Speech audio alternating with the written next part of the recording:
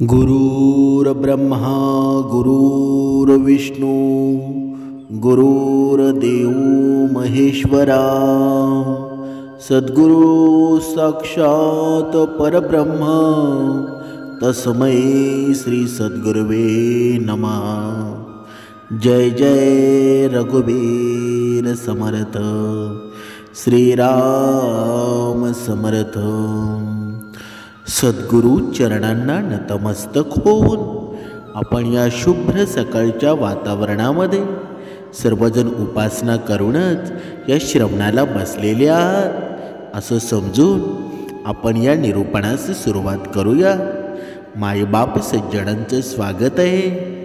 आज बघा, आपण आज पाहणार आहोत की आता वटपौर्णिमेचे दिवस चालू व्हायला सुरुवात झालेली आहे।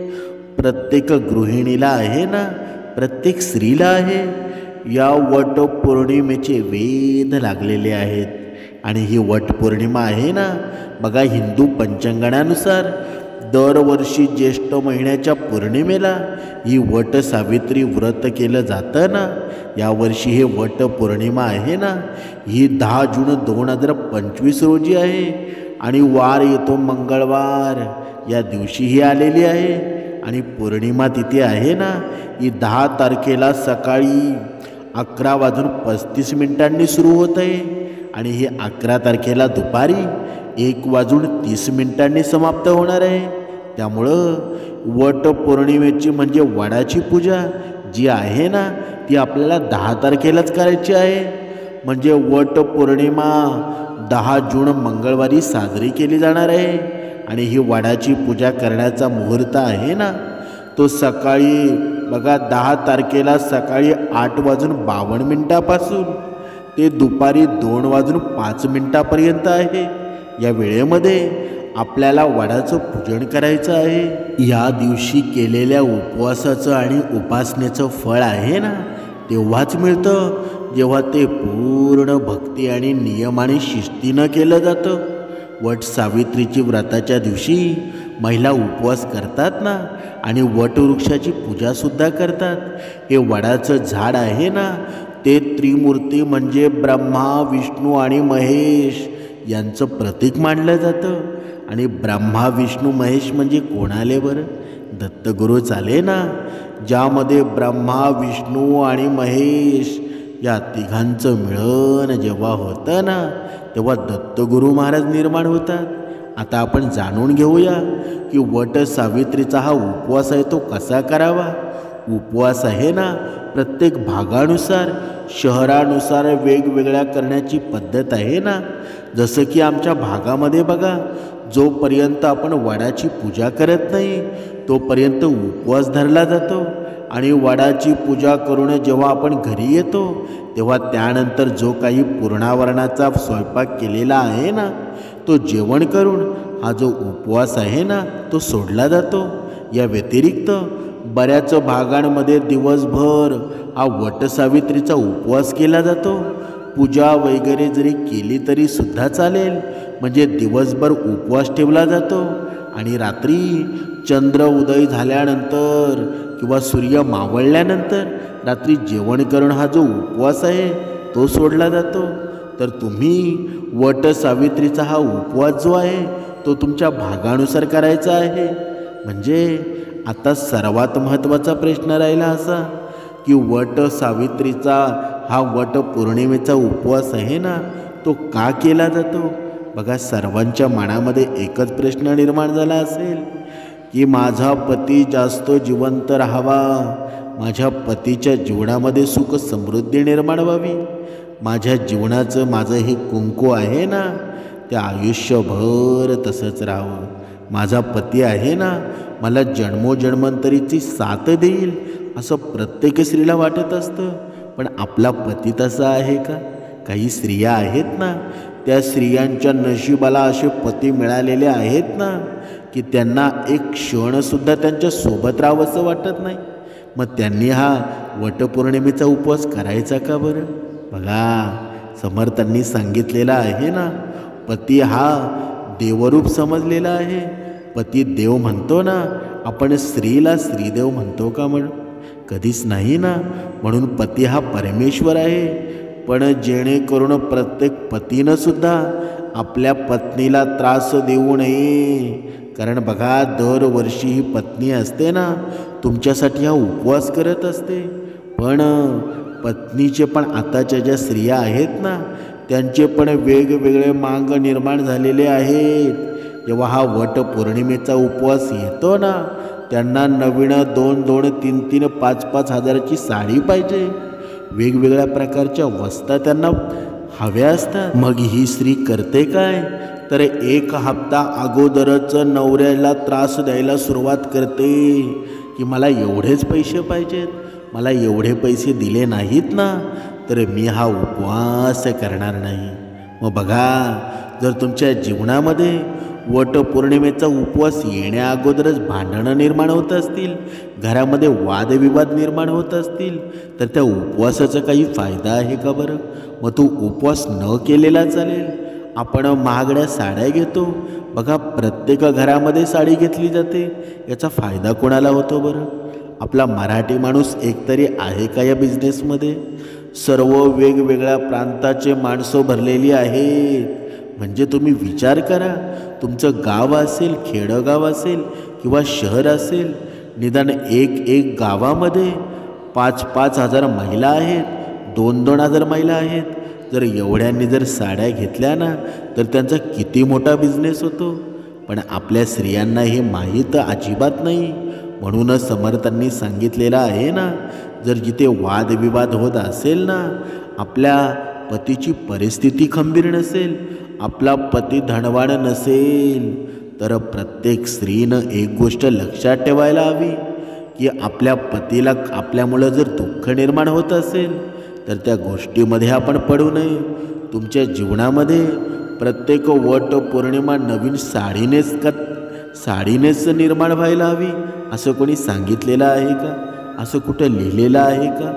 जुनी साडी असेल सुद्धा चालेल, पण आपल्या घरामध्ये वादविवाद करू नका. आणि हे समर्थ विचार ज्या स्त्रीमध्ये असतील ना, तिच्या घरामध्ये कधीच वाद होणार नाही. म्हणजे आपण उपवास साडीसाठी करतो की आपल्या पतिदेवासाठी करतो, हे प्रत्येकानं अगोदर लक्षात घेतलं पाहिजे. नुसतंच आपण दर हप्त्याला श्रवण करतो, रोज 2 वेळची उपासना करतो, पण जे कर्मकांड करायचे आहेत त्याच्याकडे आपण दुर्लक्ष करत असू, मग त्या उपवासाचा काही फायदा आहे का? जर तुम्ही किती वेळा जरी त्या वडाच्या झाडाला फेऱ्या मारल्या ना, तरी काहीच होणार नाही. तुम्ही विचार करा, प्रत्येक स्त्रीनं आता विचार करायला हवा. आपण जे करतो ना बघा, दर वर्षाला आपण हा उपवास असतो ना, दरवर्षी करत असतो. मग हा दरवर्षी आपण उपवास करतो, मग दरवर्षीप्रमाणे आपला पती अजून बदललेला आहे का? आपल्या जीवनामध्ये त्यांनी सुख समृद्धी आणलेली आहे का? कधीतरी या गोष्टीचा तुम्ही विचार करायला हवा.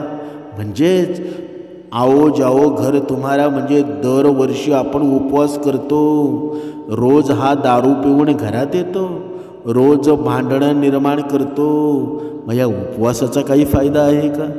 जर तुम्हाला खरंच उपवास घडवायचा असेल ना, तर आपल्या पतीला किंवा आपल्या पत्नीला बघा श्रवणाला बसवा, भक्ती मार्गामध्ये आणा. बघा, जिथे समाधान निर्माण होईल ना त्या ठिकाणी दोघांना बसवा. म्हणजे काय? म्हणजे समर्थांनी सांगितलेलं आहे, हे विचार आहेत ना, हे विचार तुमचे जन्मांजन्मंतरीचे हे दुःख आहे, हे दुःख विसरून तुम्हाला सुखामध्ये निर्माण करतील. पण आपण बघा निरर्थक गोष्टींच्या मागे लागतो, महागड्या पद्धतीच्या साड्या आणतो आणि मग आपल्या घरामध्ये वादविवाद निर्माण करतो. काहीकांच्या घरामध्ये आहे ना बघा, शाळेची मुलांची फी भरायला सुद्धा त्यांच्याकडे पैसा नसतो, पण तरीसुद्धा ही स्त्री व्याजाचे पैसे घेऊन आपले ही उपवास करत असते.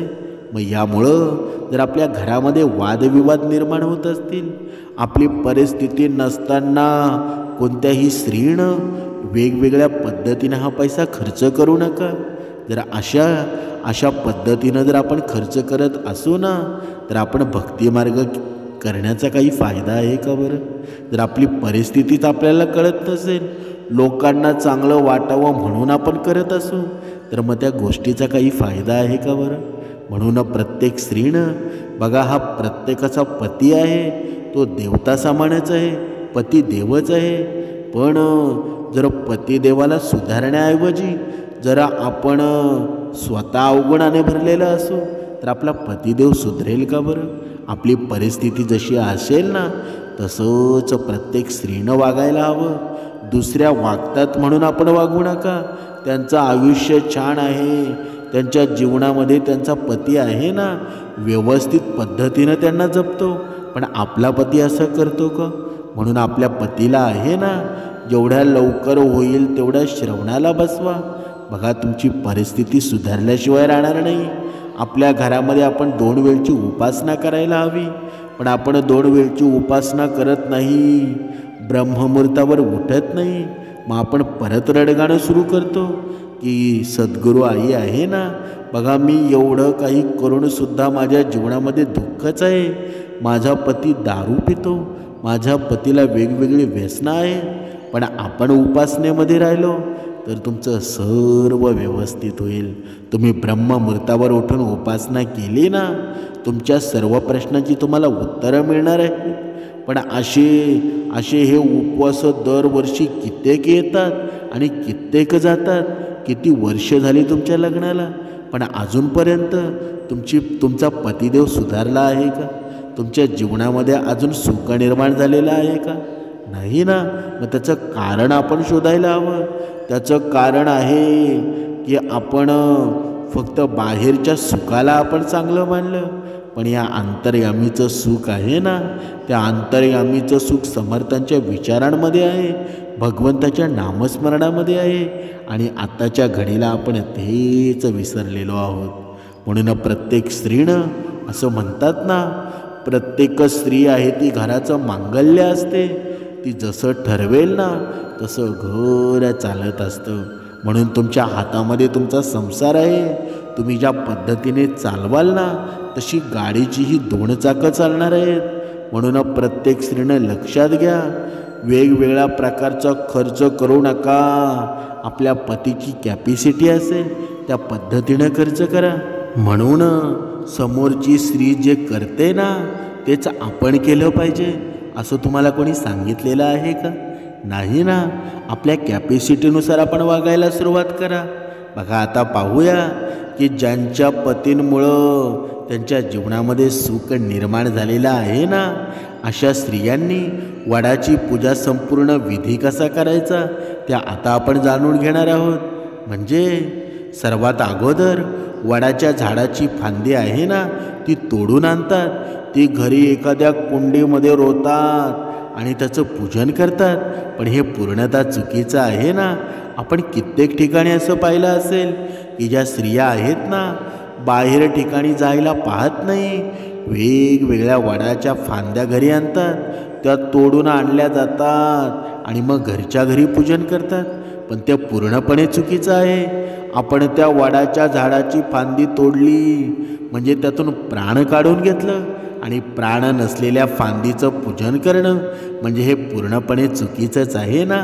मग यासाठी वडाचं पूजन करण्यासाठी खरोखर ते जे वडाचं झाड आहे ना, ते 8 वर्षापेक्षा मोठं आहे.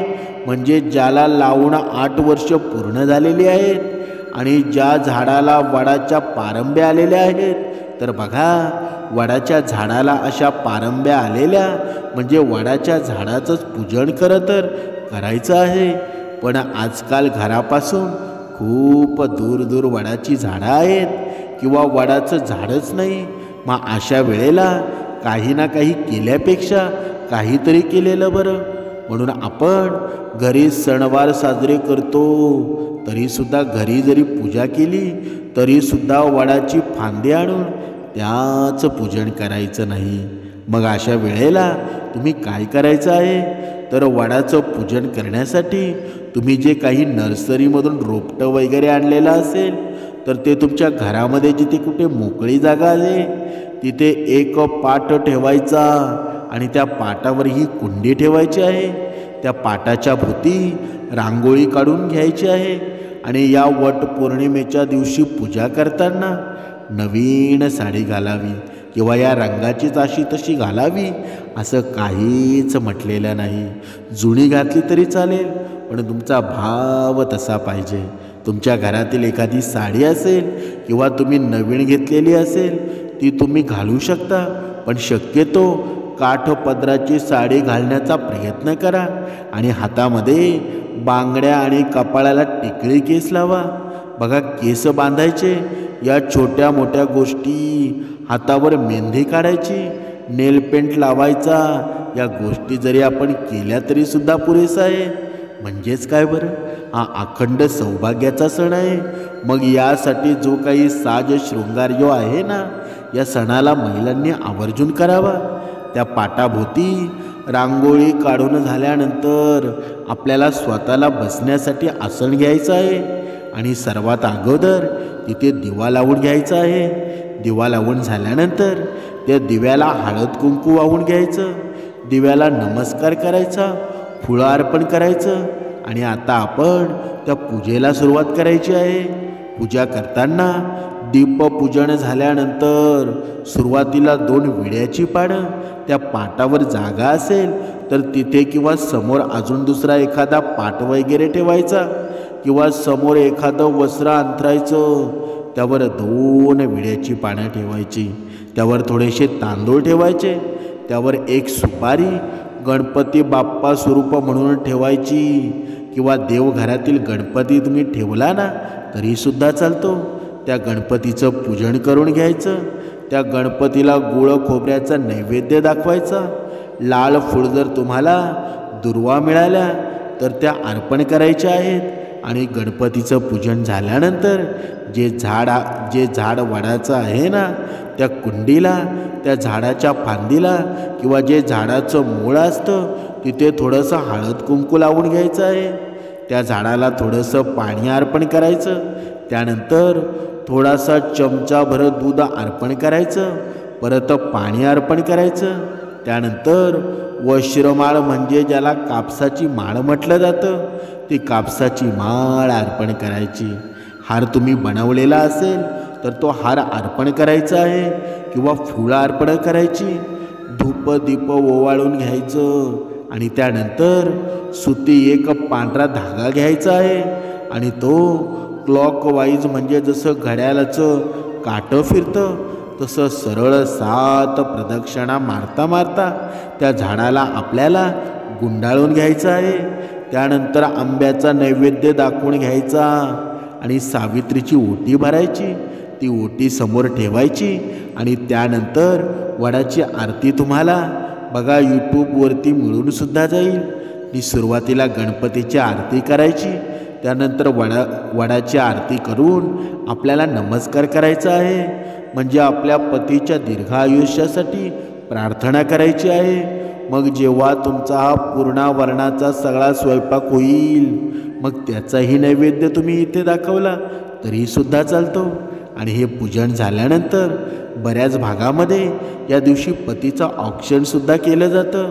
तर तुमचे मिस्टर घरी असतील ना तर त्यांचं औक्षण करा, त्यांना ओवाळा, त्यांना नमस्कार करून त्यानंतरच मग आपला जो उपवास आहे ना, ज्या वेळेला तुमच्याकडे सोडण्याची पद्धत आहे त्या वेळेनुसार तो उपवास तुम्हाला सोडायचा आहे. तर या प्रकारे घरच्या घरी साधं आणि सोपं आपण वटपौर्णिमेचं पूजन करू शकतो. आता ज्या स्त्रियांना हा वटपौर्णिमेचा उपवास करायचा आहे त्यांनी कोणकोणते नियम पाळले पाहिजेत ना ते आता आपण पाहूया. बघा, वटपौर्णिमेला काळे आणि पांढरे कपडे घालू नका. सणासुदीच्या दिवशी आहेत ना, लाल किंवा पिवळे कपडे शुभ मानले जातात. हा रंग ऊर्जा आणि शुभेच्छा यांचे प्रतीकच आहे ना. पण तुम्ही काळे आणि पांढऱ्या रंगाचे सोडून इतर कोणत्याही रंगाचे कपडे किंवा साडी देखील घालू शकता. या रंगाचे कपडे आहेत ना, नकारात्मकतेचे लक्षण मानलं जातं, म्हणून ते टाळावेत. आणि पांढऱ्या रंगाचे कपडे शक्यतो अंत्यविधीला घालतात, म्हणून ते देखील घालू नका. या दिवशी चुकूनही वाईट वागू नका. या दिवशी कोणाशीही कठोर शब्द बोलू नयेत किंवा वाईट वागू नये. विशेषतः होतं काय, महिलांनी उपवासाच्या दिवशी शांतपणे, संयमाने आणि प्रेमाने वागलं पाहिजे. उपवासाची भावना सेवा, प्रेम आणि भक्तीवर आधारितच असते ना, म्हणून अशुद्धतेपासून दूर राहिलं पाहिजे. उपवासाच्या दिवशी शरीर आणि मनाच्या शुद्धतेकडे विशेष लक्ष दिलं पाहिजे. जेव्हा तुम्ही वडाच्या झाडाची पूजा करायला जाता त्यावेळेस वटवृक्षाला जो धागा गुंडाळता त्याच्या 7 प्रदक्षिणा करून झाल्यानंतर तो धागा न तोडता तिथेच ठेवा. उरलेला धागा घरी आणू नका. तो धागा आपल्याला तिथे सोडून द्यायचा आहे, म्हणजे ते सूत बंडल तिथेच ठेवायचं आहे. वटपौर्णिमेची ही पूजा करताना वडाच्या झाडाची पूजा करायची आहे आणि झाडाची फांदी तोडून आणून त्याची पूजा करू नका. तुम्हाला जर मोठ्या झाडाची पूजा करायला जाणं शक्य जरी नसेल तर तुम्ही छोटं का होईना पण मुळापासून उगवलेलं झाड ते घरी आणून त्याची पूजा करायची आहे. पण चुकूनही झाडाच्या फांदीची पूजा करू नका.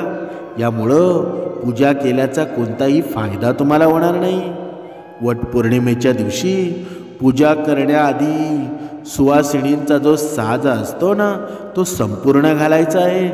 जसं की हिरव्या बांगड्या असू द्या, कपाळाला टिकळी असू द्या, कुंकू, हळद किंवा इतरही वस्तू ज्या सौभाग्याच्या वस्तू आहेत ना त्या सगळ्या घालायच्या आहेत.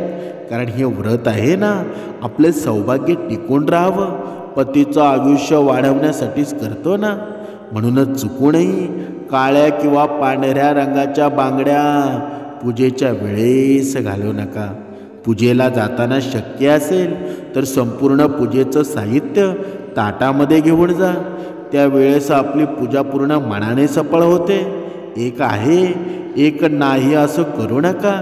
शक्य असेल ना तेवढं संपूर्ण साहित्य पहिल्या दिवशी जमवून ठेवा.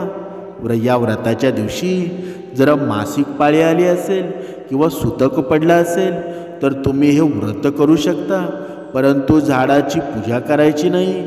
बऱ्याच महिलांना वाटतं की पाळीच्या 4थ्या दिवशी केस धुतल्यानंतर आपण पूजाविधी करू शकतो, परंतु 5 किंवा 7 दिवस झाल्यावरच खरं तर पूजा केली पाहिजे. हे तुमच्या मासिक धर्मावर अवलंबून आहे ना. जर तुम्हाला 4 दिवस मासिक पाळी येत असेल, 5व्या दिवशी येतच नसेल तर तुम्ही 5व्या दिवशी पूजा करू शकता. पण जर तुमची मासिक पाळी 5 दिवसांपेक्षा जास्त असेल तर तुम्ही 7 दिवसानंतर पूजा करू शकता.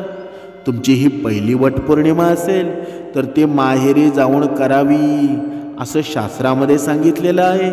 पहिल्या वटपौर्णिमेसाठी लागणारं जे काही साहित्य आहे ना ते माहेरचं वापरावं असं देखील सांगितलं जातं. पण जर तुम्हाला शक्य नसेल ना तर ती सासरी केली तरी चालेल. कारण का, आपल्यामुळे घरामध्ये भांडणं नको, वाद नको. जर आपल्या याच्यामुळे वाद निर्माण होत असतील मग ती सासरी केलेली चांगली आहे ना. आता पुढे पाहूया, गर्भवती महिला म्हणजे वटसावित्री व्रत ठेवू शकतात का? तसेच सर्व महिलांनी या दिवशी आहे ना वटवृक्षाची पूजा करावी. वडाला कच्चा धागा 7 वेळा गुंडलावा आणि यावेळी पतीसाठी प्रार्थना करावी. वटवृक्षाची ही प्रदक्षिणा आहे ना किमान 7 वेळा किंवा जास्तीत जास्त 108 वेळा करावी. वटसावित्रीच्या पूजेसाठी त्यातील साहित्य नेहमी डाव्या बाजूला ठेवावं. ते अत्यंत शुभ मानलं जातं ना. हे व्रत आपल्या पतीसाठी ठेवलं जातं. या दिवशी कोणताही व्यवहार करताना काळजी घ्या. आपल्या जोडीदारासोबत वाद घालवू नका आणि या दिवशी खोटं देखील बोलू नका. यामुळे हे व्रत सफळ होणार नाही. म्हणून वटपौर्णिमेच्या दिवशी विवाहित महिलांनी, सवाशिणी महिलांनी वडाची पूजा करण्याला खूप जास्त महत्त्व आहे. हा जो सण आहे तो पतीच्या दीर्घ आयुष्यासाठी आहे, आपला अखंड सौभाग्यासाठी आहे. मग अशा या मोठ्या सणाला जर तुम्हाला मासिक पाळी आली असेल तर घाबरून जाऊ नका. मग मी पाळीमध्येच पूजा केली तर माझा आज 4था दिवस आहे. मग मी डबल डोक्यावरून पाणी घेऊन पूजा केली तर बघा कसं. असं काहीही करू नका. तुम्हाला जर मासिक पाळी आली, जसं की पहिला दिवस, तिसरा दिवस तुमचा या वटपौर्णिमेच्या दिवशी असेल, तर अशा वेळेला तुमच्या घरामध्ये इतर कोणी जेव्हा कथा वगैरे वाचतील तर त्या वेळेला तिथे बसून तुम्ही कथा ऐकू शकता.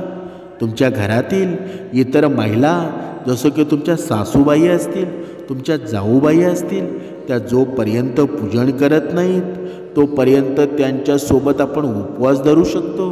आणि त्या जेव्हा जेवण करतील ना, त्या वेळेला मनोमन आपण यमदेवाचं स्मरण करून, आपल्या पतीच्या दीर्घ आयुष्यासाठी प्रार्थना करून, अर्ध्या दिवसांचा उपवास करून दुपारी जेवण करू शकतो. या 2 गोष्टी आपण करू शकतो. किंवा तुम्ही मोबाईलवर सुद्धा या दिवशी वटपौर्णिमेची कथा ऐकू शकता आणि या यमदेवांचं स्मरण करून यमदेवाला पतीच्या दीर्घ आयुष्यासाठी प्रार्थनासुद्धा करू शकता. पण या दिवशी माझा 4था दिवस आहे. मी 2 वेळा डोक्यावरून स्नान करते आणि मग मी पूजा करते. तर मग बघा, असं बरेच जण तुम्हाला करायला सांगत असतील किंवा तुम्हाला वाटतसुद्धा असेल. पण मासिक पाळीमध्ये दिवसांच्या महत्त्वापेक्षा जो आपला फ्लो असतो ना, जे आपल्याला ब्लीडिंग होत असतं, त्याला जास्त महत्त्व आहे.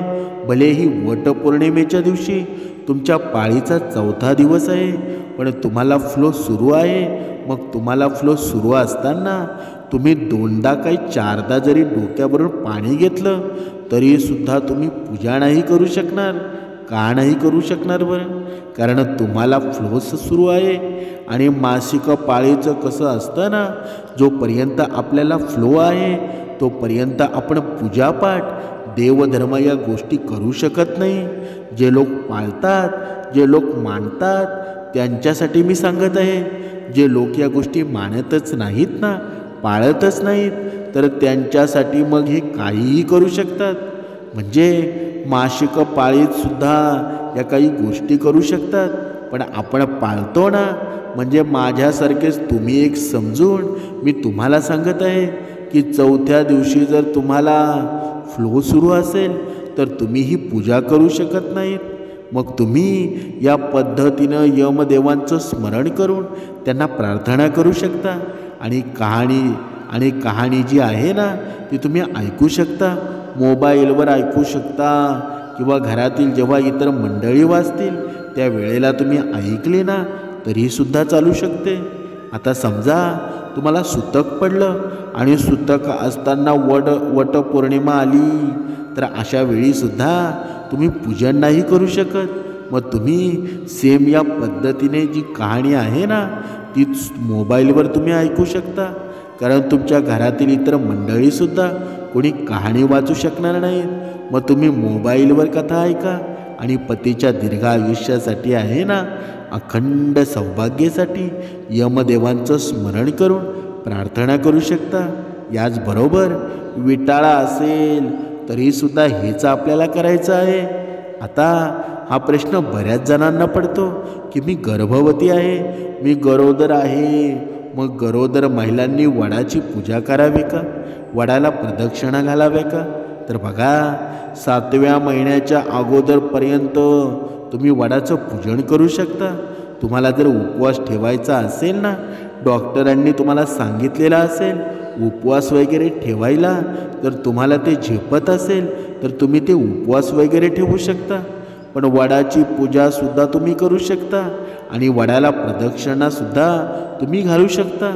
पण तुम्ही एक गोष्ट टाळायची आहे, ती म्हणजे दुसऱ्यांची ओटी तुम्हाला भरायची नाही. कारण ऑलरेडी तुमची ओटी भरलेली आहे, तुमच्या ओटीमध्ये तुमचं बाळ आहे. मग तुम्ही दुसऱ्यांची ओटी नाही भरू शकत. तुम्ही वडाची पूजा करू शकता, पण कोणाची ओटी तुम्ही भरू शकत नाही. आणि समजा तुम्ही गरोदर आहात, तुम्हाला 2रा, 3रा, 4था, 5वा म्हणजे कोणताही महिना सुरू असेल, तुम्हाला बेड रेस्ट सांगितलेली आहे, तुम्हाला कुठे बाहेर नाही जायला सांगितलं, तर अशा वेळेला तुम्ही पूजा नाही केली ना, 1 वर्ष तरी चालेल, पुढच्या वर्षी तुम्ही पूजन करू शकता.